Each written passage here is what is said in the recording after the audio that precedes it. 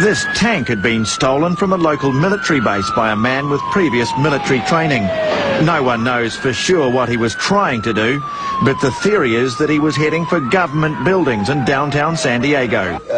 The scary part was that it was obvious that the suspect was familiar with the tank.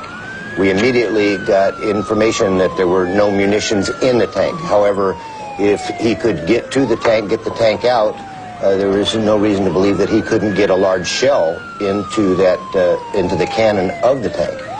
In those films, you see all the vehicles behind, which are all police vehicles, keeping the public at a safe distance.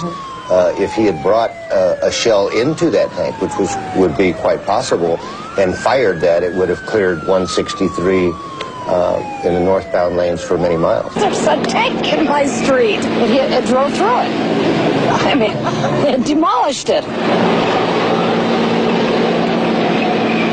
It was my van. Yeah, he pushed it all the way down here. He wanted to do it.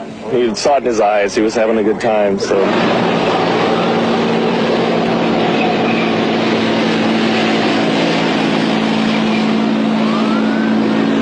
How could anybody just walk into an armory and steal a tank? When he got to the tank, it appears he took some pry bars and broke some of the locks on 2 other tanks before he got to this one.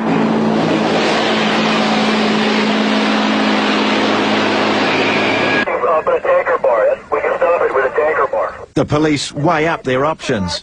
One was to enter the compartment not knowing if the individual was armed. 2, they could have used gas. They thought about it. They decided not to. Gas would cause the driver to possibly be debilitated and go out of control. And 3, if the officers had entered the compartment when it was gassed, they would be debilitated. The next decision was, should we use lethal force? The officers decided yes, and that's exactly what they did. The officer somehow got the hatch open and ordered the driver to stop. They were afraid that he would get the tank off the barrier at any moment. He resisted and was shot dead.